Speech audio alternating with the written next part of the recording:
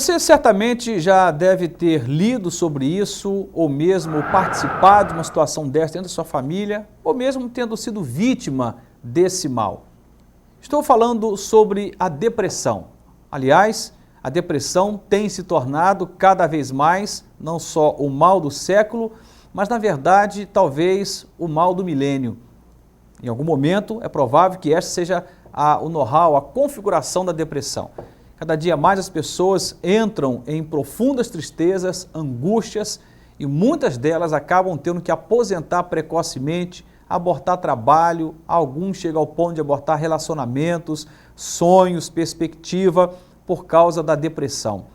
Em alguns países a depressão é algo tão avassalador que chega a ser a segunda ou terceira causa de aposentadoria, de ruptura com o mundo do trabalho. Certamente não é à toa que as pessoas estão mais deprimidas. Existem causas para a depressão. Poderíamos pensar sobre as causas genéticas, fisiológicas, podemos pensar sobre as causas psicológicas, cognitivas e tantas outras causas. Mas um fato temos que focar aqui como, eu penso, como primazia dentre todas as outras causas. Estamos mais pobres de espírito, estamos mais pobres de alma, nos tornamos menos humanos, brigamos mais, nos desentendemos mais, invejamos mais, valorizamos mais ter do que ser, os vínculos entre as pessoas são cada vez mais pobres, as famílias estão mais enfraquecidas, os relacionamentos de amizade mais enfraquecidos, mais vulneráveis, enfim, vivemos um contexto social, e esse é o foco, o contexto social, que tem proporcionado um homem mais vazio e mais suscetível a tristezas profundas e até mesmo a depressão. Se você já passou por essa experiência ou já teve que lidar com isso, sabe que é algo muito complicado, complexo por demais. No entanto, a Bíblia vai nos mostrar aqui, num texto da Palavra de Deus, vai nos mostrar aqui alguma direção a respeito de como lidar com a depressão. Mas antes de falar sobre isso, é bem interessante nós focarmos em um fato. Tem gente que acredita que depressão não é coisa de quem ama Deus, de quem tem uma aliança com Deus. A Bíblia está cheia de relatos de homens que amaram a Deus, aliançados com Deus e que passaram por essa experiência de profundas tristezas e até mesmo a depressão. Davi, Jonas, Jó, Moisés e aí um clássico da palavra nesse aspecto, Elias e tantos outros. Certamente eles amaram a Deus, tinham uma aliança com Deus, mas não escaparam da depressão e da tristeza profunda. Ou, como alguns chegam a dizer tecnicamente, de uma distimia, de um transtorno de humor, de uma alteração do humor, digamos assim. Veja só, o texto sagrado que eu quero usar aqui como base é o Salmo 43. Vamos falar de Davi, um homem que amava a Deus, mas que ele viveu um tempo de profunda angústia, perturbação, inquietação, desinvestimento da vida, de forma em que ele precisou agir. E a ação dele me serve de exemplo e quero compartilhá-la com você. Diz assim o Salmo 43, faz-me justiça, ó Deus, e pleiteia a minha causa contra a nação ímpia. Livra-me do homem fraudulento e injusto, pois tu és o Deus da minha fortaleza, por que me rejeitas? Porque ando lamentando por causa da opressão do inimigo. Envia a tua luz e a tua verdade, para que me guiem e me levem ao teu santo monte e aos teus tabernáculos. Então irei ao altar de Deus, a Deus que é a minha grande alegria, e com harpa te louvarei, ó Deus, Deus meu. Porque estás abatida, ó minha alma, e porque te perturbas dentro de mim? Espera em Deus, pois ainda o louvarei, o qual é a salvação da minha face e Deus meu. Davi aqui nesse salmo, ele trabalha a partir de duas perspectivas. E aparentemente o que traz aqui o relato é de um homem meio confuso. Um homem que num dado momento olha para Deus e diz, Deus, por que é que o Senhor está me rejeitando?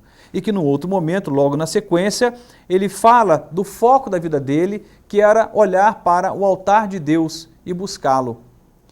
Não se trata de um homem confuso ou de opinião dupla, ou de alguém que não sabia o que queria da vida.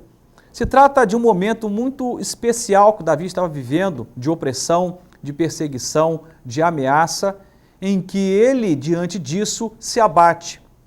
E é isso que ele diz no último versículo, por que está abatida, ó minha alma?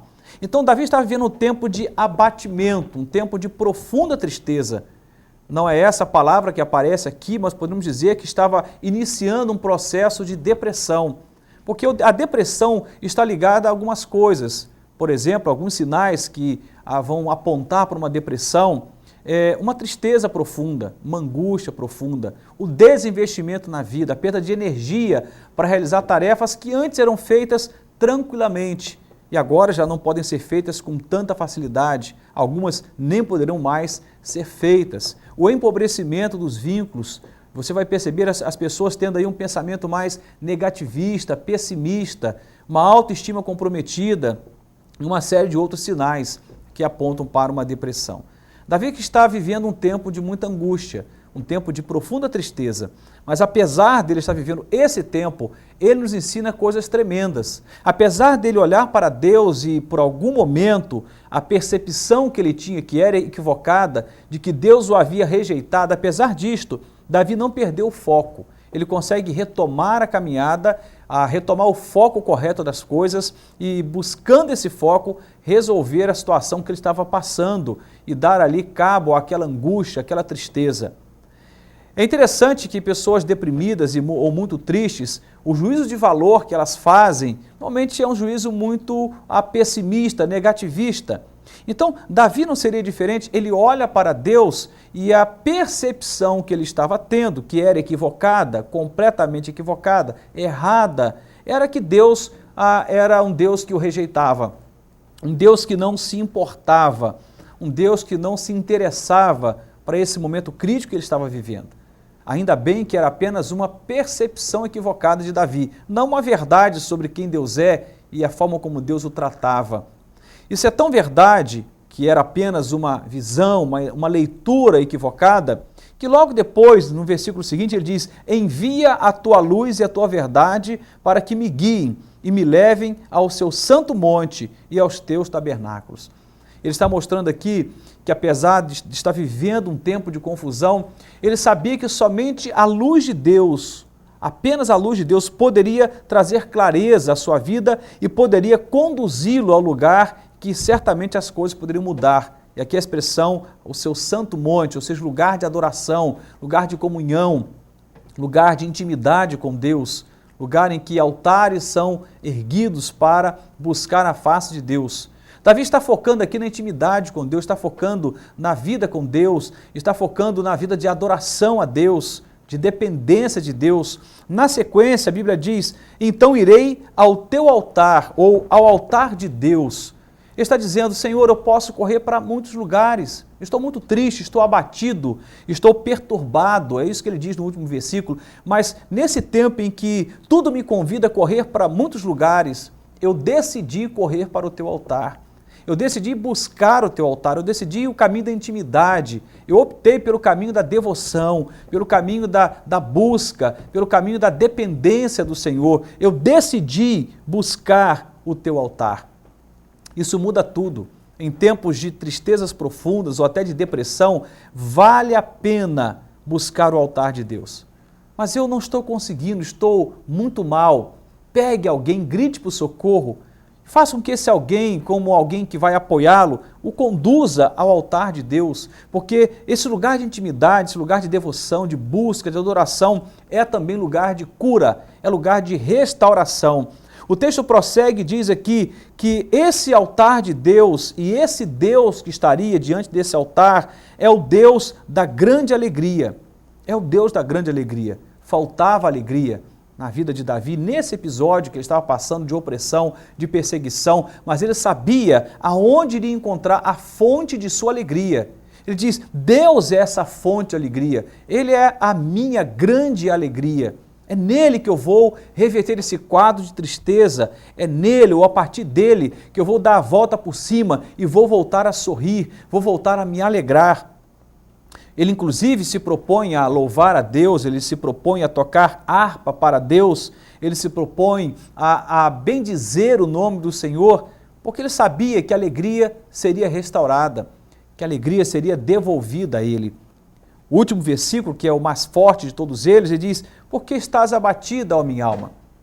Ele, dialogando consigo mesmo, chega à conclusão: Por que razão você se abate, Davi? Por que razão você se assombra? Por que razão você se entristece?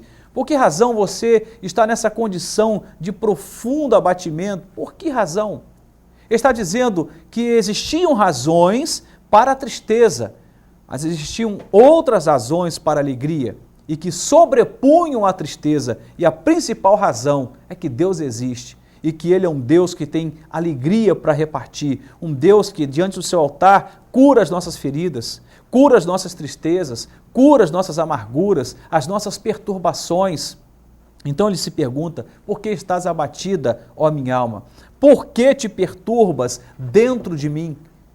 Ele então, questionando a si mesmo, se auto-questionando, ele chega a uma conclusão. Eu preciso aprender a esperar em Deus, porque essa tristeza vai passar. Essa angústia vai passar. Tem ponto final para esse momento de tristeza profunda que eu estou passando. Ou até mesmo contextualizando para uma depressão que eu estou passando. Ele diz aqui, espera em Deus, pois ainda o louvarei, o qual é a salvação da minha face e Deus meu. Espera em Deus, espera em Deus. Olha que coisa interessante. Davi, o mesmo autor do Salmo 40, e lá nesse salmo ele diz, esperei com paciência pelo Senhor e Ele se inclinou para mim e ouviu o meu clamor. Davi está dizendo que Deus é um Deus que se inclina para nós, é um Deus que age em nossa direção, um Deus que se importa, um Deus que tem o prazer de pegar os nossos pés que estavam num charco de lodo e colocá-los sobre a rocha, um lugar de firmeza, de constância. Veja só, esse Deus que age, que se inclina para nós, exige de mim e de você paciência. Há um tempo para as coisas, há um tempo de chorar, diz lá em Provérbios, e há um tempo de dançar, de sorrir, de se alegrar. Há um tempo em que a tristeza é uma verdade, mas há um tempo em que a alegria sobrepõe a tristeza e essa verdade ela é transmutada. No lugar do choro, agora festa. No lugar da tristeza, alegria. No lugar da morte, vida. E Davi então chega à conclusão que não havia motivo para ele ficar tão perturbado e tão abatido, porque ele, o Senhor, era seu Deus, e esse Deus era o Deus da sua salvação. A palavra salvação aqui não está no contexto de salvar para a eternidade, mas no sentido de livramento para algo sofrido nesse tempo. Quantos de nós já passamos por profundas tristezas e saímos correndo em muitas direções? O convite de Davi é, corra para Deus, corra para os braços de Deus, vá na direção de Deus, busque o seu altar, vá para a intimidade, para a dependência. Trate esse momento delicado na sua vida, não em qualquer endereço, ou em qualquer ambiente, ou diante de qualquer pessoa. Faça isso no endereço certo, ou seja, no altar de Deus e com a pessoa certa. Busque a face do Senhor, porque Ele é o seu Deus, o Deus da grande alegria. Então, por que estás abatido, ó minha alma? Por que te perturbas dentro de mim? Nesse momento, queria que você, atento ao que foi ministrado, pudesse considerar esse tempo seu de tristeza como um tempo em que pode passar, um tempo que pode se encerrar. Os conselhos da palavra servem para mim e para você. Busque o altar de Deus, busque a face de Deus. Não se abata. Pastor, mas tem uma confusão dentro da minha mente, uma perturbação dentro da minha alma. Não perca de vista quem Deus é. Apesar de vez e outra temos uma visão equivocada das coisas e quando estamos muito tristes, essa visão equivocada é uma realidade. Apesar disso, não perca o foco de quem Deus é e daquilo que Deus pode fazer por sua vida. A depressão, a tristeza, a angústia, a perturbação tem jeito sim. Para o Deus do impossível, tudo é possível. Para o Deus do impossível, a tristeza pode acabar, a depressão pode ir embora e poderemos experimentar um tempo de profunda paz e de plena alegria. Deus te abençoe e te ajude a compreender e viver essas coisas no nome dEle, no nome de Jesus. Amém e amém.